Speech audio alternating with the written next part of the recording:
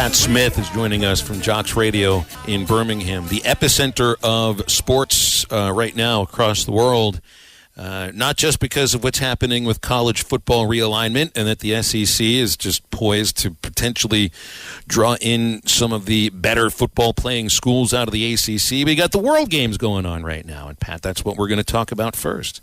How you doing today? Hey, guys. Are you excited about Birmingham being the epicenter of international sports for the next 11 days?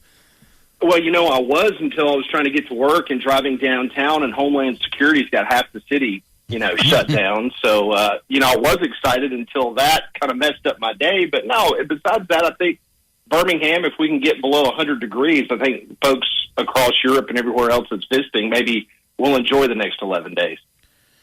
Maybe so. I mean, you just got past the excitement of the USFL, and it takes you right into the World Games. What is it about Birmingham that kind of attracts, this sort of thing? Because the USFL thing was unique in the way that it was constructed, that it was an entire league that had teams that represented cities, and they never were in those cities because every game was in Birmingham. Maybe there were, I think, one in Canton. But, I mean, what is it about Birmingham? It seems like it is such an interesting and unique sports city, especially due to its size, too. Well, it's one of these things that we've had something here in town called the Alabama Sports Foundation. And what they do is they actually go out, probably the same thing you guys have in the state of Arkansas. They will go out and they'll try to procure, whether it's golf tournaments or whether it's big-time events. Matter of fact, we're going to be hosting the first couple rounds of the NCAA basketball tournament in Birmingham this next spring. So they're always on the lookout for types of sporting events that can help draw people into the downtown area of Birmingham. So it was a situation with Protective Stadium, was built last year for UAB, seats about 45,000. And when the USFL was looking for a place where they could basically house everybody for a 3 to 4 month league, the stadium was open. They loved it from a television production standpoint, and with all the hotels and everything going on right next to the stadium, it was a perfect fit. And so that's why the USFL decided to call Birmingham home. But I just have to take my hats off to the people here that go outside the box and they try to get things in town that maybe other places would kind of balk at. But we've got it, and it's done really well.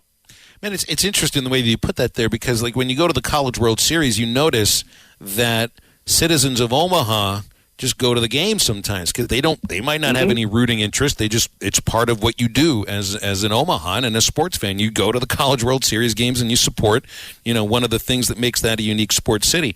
My experience in Birmingham is I go to some games downtown at Regions Field, which I love. I think the Barons have a really spectacular ballpark, and then go into the SEC baseball tournament too.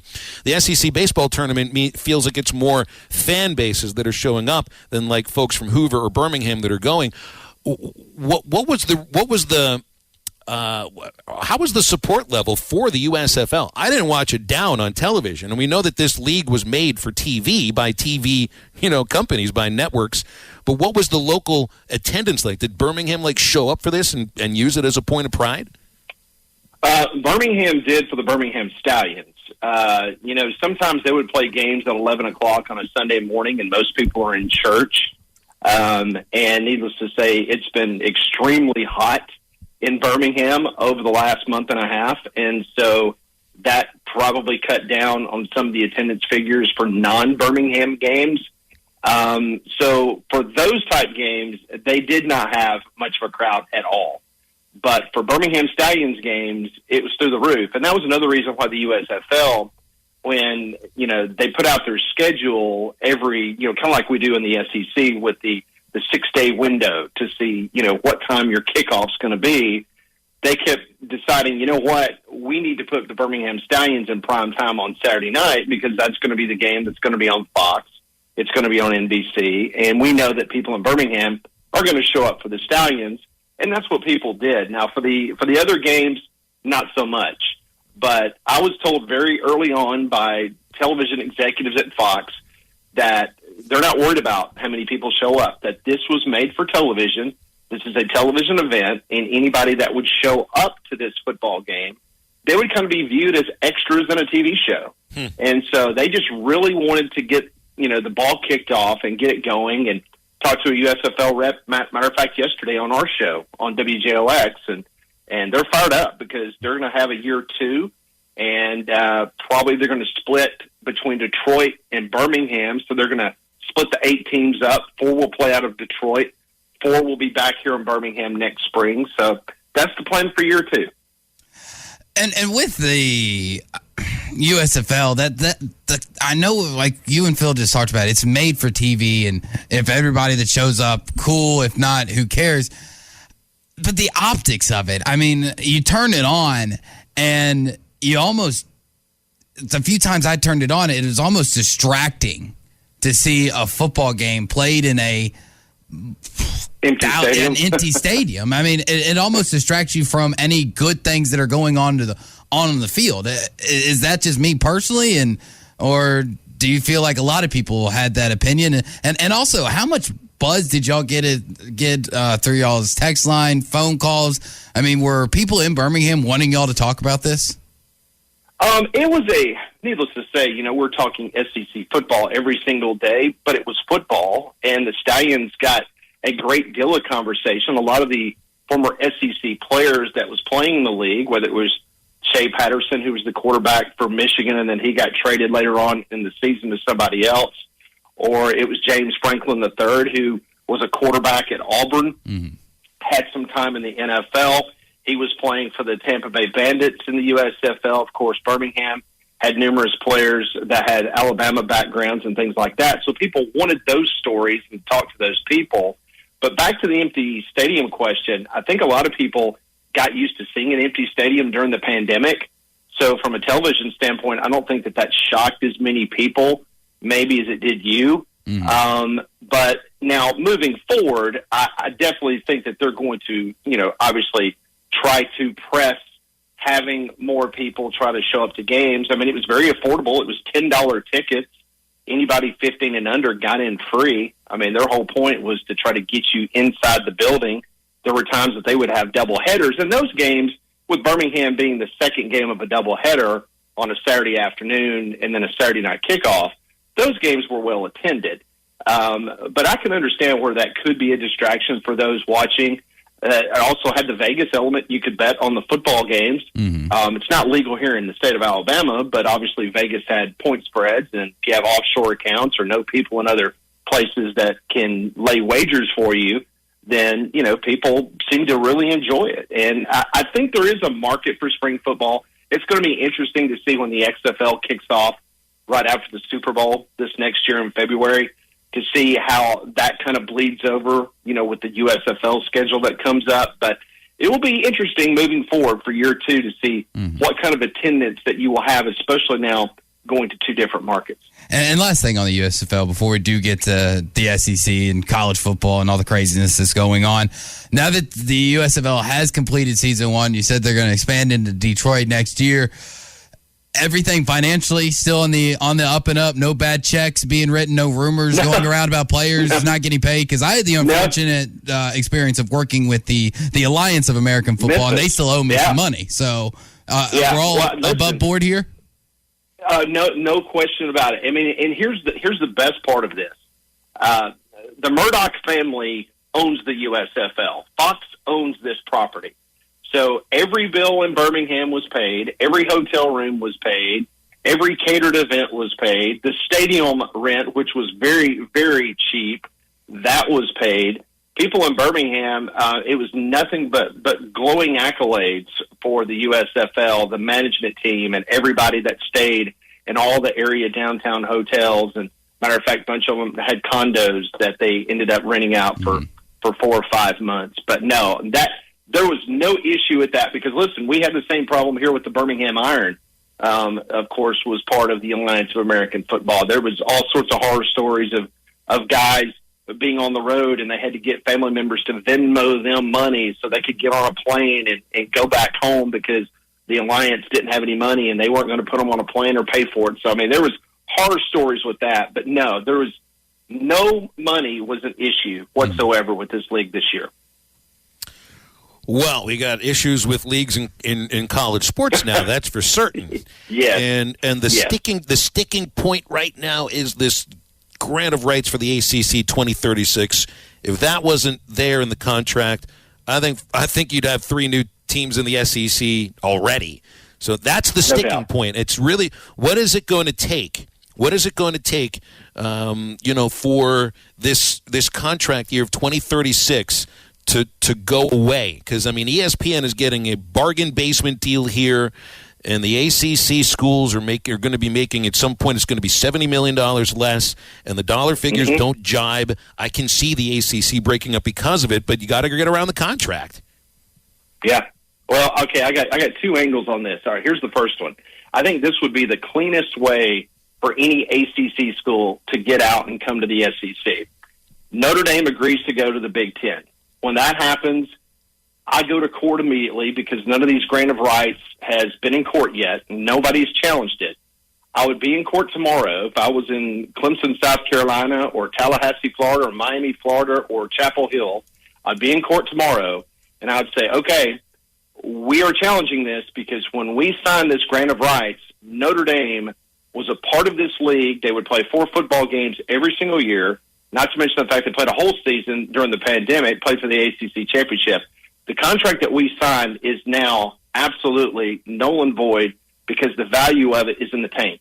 Notre Dame is not even a portion of this league anymore, so we're going to question the validity of this contract, and by doing so, that should allow them, if they find a courtroom somewhere that would be on their side, then it would void it, and then at that point in time, they could walk across the street and go to the SEC, or if North Carolina wants to go to the Big Ten, whatever the case may be, I think that frees those schools up.